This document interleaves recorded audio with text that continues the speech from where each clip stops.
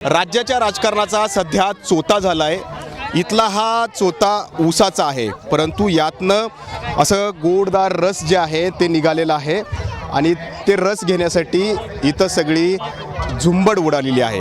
हे सगळं घडतंय कुठं तर जिथं अजित पवारांची सभा आहे त्या ठिकाणी शिरूर लोकसभेच्या दौऱ्यावरती अजित पवार आहेत। विद्यमान खासदार अमोल कोल्हेंचा पराभव करण्यासाठी अजित पवारांनी चंग बांधला आहे आणि या मंचरमध्ये सभा होती। याच मंचरमधले शिंदे गटाचे शिवाजीराव आढळराव पाटलांना राष्ट्रवादी काँग्रेसमध्ये घेऊन अमोल कोल्हेंच्या विरोधात त्यांना उतरवण्याचं अजित पवारांनी ठरवलेलं आहे।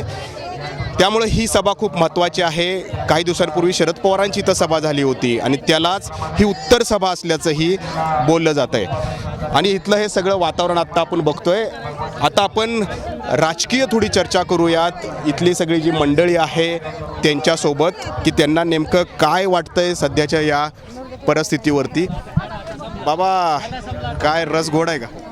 गोड आहे गोड. बरं, पण राजकारण गोड वाटतंय का आत्ताचं? होईल ना गोड. गोड आहे राजकारण पण गोड आहे। हा मग काय बरं, आपण आलोय म्हणजे गोडच आहे. पण आता काय अमोल कोल्हेंचा पराभव करण्यासाठी कुठला उमेदवार दिसतोय का तुम्हाला आता अजित पवारांकडे? आहे ना कोण आहे? दादा आहे आजी दादा. नाही, आता कोल्हेंच्या विरोधात कोण उभं करतील काय सांगता येत नाही. काय सांगता येत नाही। तुम्हाला काय वाटतंय? नाही सांगता येतं काय. शिवाजी आढळराव पाटील आज अजितदादांसोबत फिरतायत गाडीमध्ये, हां ते असतील का उमेदवार? राहतीन ना. कोण असतील? हे आढळराव सुद्धा बरं असं सांगता येत नाही यांचा. का बरं भरोसा नाही सांगताय? काय झालं साहेब माहिती का? माझा 25 वर्षाचा अनुभव आहे. माझी केस आता डाय केलाय नाही तर अनुभवानीच पांढरे झाल्यात.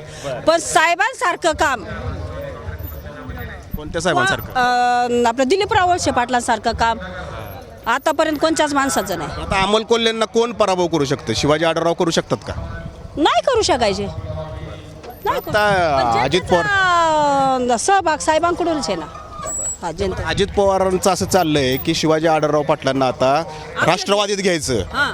आणि अमोल कोल्हेंच्या विरोधात उभं करायचं। चालणार आहे का तुम्हाला आता? हे असं तर चलत नाही जनतेला. नाही ना चलत. जनता याच्यावर नाराज आहे. पण साहेबांचा आम्ही म्हातारी माणसं म्हणतोय आम्ही 10 विहिरी दररोजचं धुंडाळायचो आणि आम्हाला साहेबांनी पाणी प्यायला दिलं, खायला अन्न दिलं, लिहायला कपडा दिला. साहेबांनी तुमचा विकास केला, पण आढळराव पाटील इकडे आता उमेदवार नकोत असं वाटतंय तुम्हाला? वाटतंय नको, लोकांना वाटतंय. तुम्हाला काय वाटतंय? नाही काय झाले, जनता नाराज झालेली आहे सगळ्यांना. आमदार असो खासदार असो, पहिले आमदार खासदार फिक्स राहायचे तालुक्यात निवडून यायला, पण आता गेल्या बारीने मी थोडे झाले. माणसं नाराज झालेली, शेतकरी नाराज झालेत. तुम्हाला काय वाटतंय आता कोण कोल्हेंच्या विरोधात उभं करतील महायुतीकडनं? आता यानंतर नंबर येतो तो शिवाजीराव आढळराव पाटलांचाच नंबर येतो आहे. कारण अमोलजी कोल्हे साहेबांनी जास्त प्रमाणात आमच्या एरियात तर नाही आले. आवळती या पट्ट्यात एकदाच भेट दिली, त्याच्या पुढे तर जास्त काय भेट नाही. ते चांगली लढत होईल कोल्हे विरुद्ध आढळराव. हो बरोबर, म्हणजे कोल्हे विरुद्ध आढळराव लढत चांगली होईल असं या ठिकाणी म्हणतात। पुन्हा एकदा आढळराव इथं जर उतरले रिंगणात तर ती लढत जी आहे ते परत एकदा इथं पाहायला मिळू शकते। इथं आणखी जरा ज्येष्ठ मंडळी बसलेली आहे। काय वाटतंय आढळराव पाटलांना परत रिंगणात उतरवायचं चाललंय? मतदार आहे का तुम्ही? मतदान आहे. मग काय यावेळेला कुणाला मतदान करायचं ठरवलंय? ठरवले कोणाला ते तिकडे मागत त्यांच्याकडे अजून काय ठरवलं नाही? ओ काय घड्याळावर कोण यावेळेला कोण उभं राहते लोकसभेला? वळसे पाटील साहेब. नाही लोकसभेला. लोकसभेला नक्की नाही अजून. फायनल नाही अजून झालं. आढळराव पाटीलांची चर्चा लय जोरात आहे. नाही सांगता येत आपल्याला. आज गाडीत फिरलेत आढळराव पाटील, अजितदादा, दिलीप वळसे पाटील. आम्ही आता आलो ना. मग करावं का, द्यावं का त्यांना तिकीट? आढळराव पाटलांना तिकीट द्यावं असं वाटतंय का तुम्हाला अजितदादांनी? काय सांगता येतं, पक्षाच्या याच्यावर राहील ते. हां तुमची काय इच्छा आहे? हां तुमची काय इच्छा आहे? आमची काय नाही इच्छा. आमचं काय हां साहेबांनी उमेदवार दिल्यावर इकडे काय इच्छा आहे? इकडे बघूयात आपण जरा.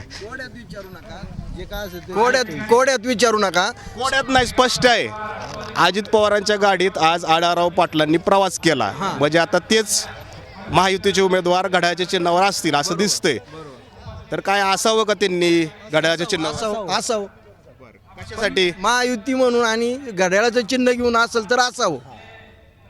शिवसेनेचं नाही ते नाही सांगू शकत आम्ही नाही बोलू शकत आम्ही तसं नाही बोलू शकत आम्ही शिवसेना म्हणजे शिंदे गटाचं म्हणतोय मी. ते नाही ना आम्ही बोलू शकत त्या नाही आम्ही नाही बोलू शकत दादांच्या गाडीत बसलेत ना त्या गाडीतून जर ते लढत असेल तर आमची हरकत नाही. अच्छा, त्या गाडीतून लढावं दे. हा 100% मग आम्ही बसलो का? आमचे कामधंदे सोडून आम्ही इथं का आलोय? 100% पाठी एकनिष्ठ आहे म्हणून आलोय ना. प्रचार करणार आढळराव पाटलांचा. 101%. दादांनी सांगितलं तर करणार, नामदारांनी सांगितलं ना आम्हाला प्रचार करायचा आम्ही करणार.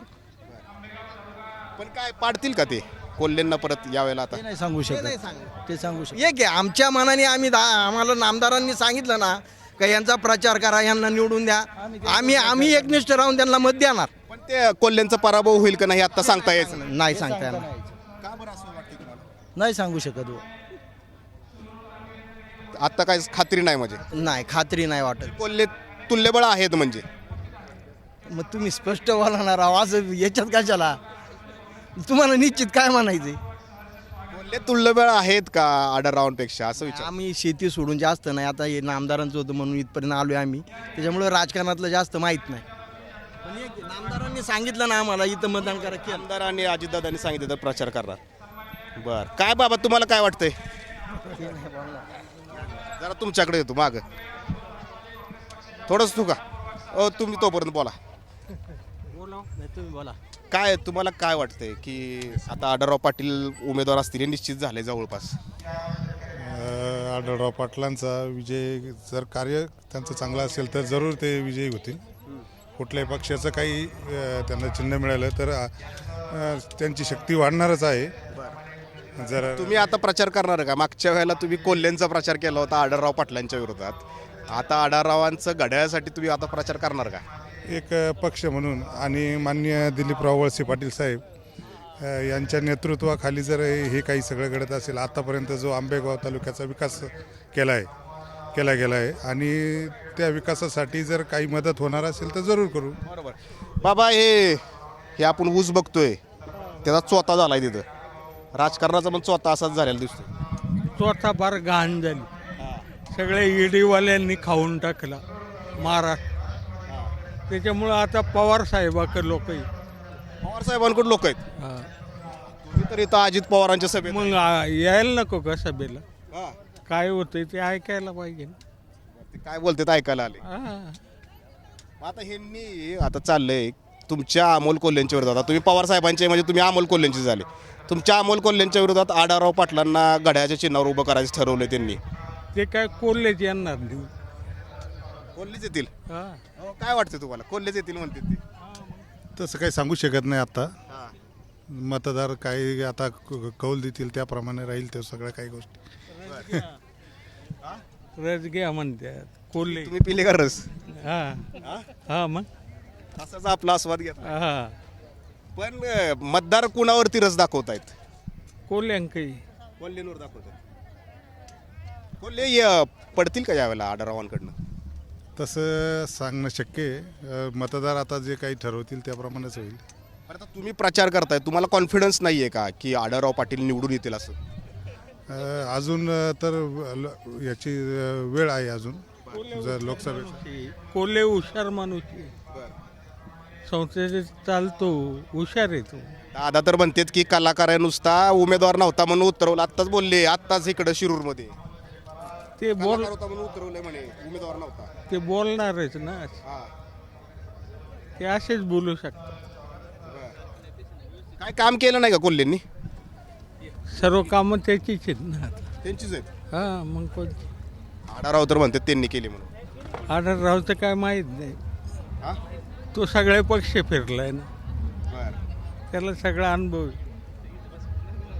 पण हे विशेष आहे बघा, म्हणजे इथं सभा अजित पवारांचे हे पवार साहेबांचे कट्टर आहेत आणि ते ऐकायला. पवार साहेबाचे नाही, कोल्ह्याचे कट्टर आहेत. अच्छा, कोल्हे साहेबांचे कट्टर आहेत. हा. मग पवार साहेबांनी अजित पवारमध्ये जे चाललंय ते हाय व्यवस्थित वाटतंय का तुम्हाला? काय चाललंय ते? नाही वाटत आम्हाला. पवार साहेबांना सोडायला नको होतं ते.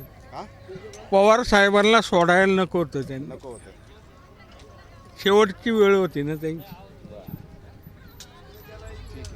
तर सध्या राजकारणाचा जो काही चोथा झालेला आहे आणि या राजकारणाचा चोथा झाल्यानंतर इथं आपण हा ऊसाचा चोथा बघतोय आणि ऊसाच्या रसाचा आस्वाद देखील घेणारे इथं बघतायत. परंतु जे या ठिकाणी या रसाचा आस्वाद घेत आहेत त्यांना राजकारणात किती रस आहे हे जाणून घेण्याचा आपण प्रयत्न केला. आणि इथं जी काही आता आढळराव विरुद्ध कोल्हे अशी जी लढत या ठिकाणी आपल्याला संभाव्य दिसते त्यातही आढळरावांना अजित पवारांनी सोबत घेऊन कोल्हेंच्या विरोधात लढवावं का त्याबद्दलची ही मतं आपण या ठिकाणी जाणून घेतली. यातून तरी दिसतंय की बरेच जण आत्ता म्हणतायत की आढळराव हे कोल्हेंना पाडू शकतील का, तर त्यांना अजूनही शाश्वती वाटत नाहीत. कारण हेच सगळे जे आत्ताचे कार्यकर्ते होते ज्यांची आपण या ठिकाणी प्रतिक्रिया घेतलेली आहेत तेच आता आढळरावांचा प्रचार या ठिकाणी करणार आहेत, कारण ते महायुतीचा धर्म पाळणार आहेत. कॅमेरामन विजय राऊत, नाजिमुल्ला, एबीपी माझा, मंचर, पुणे.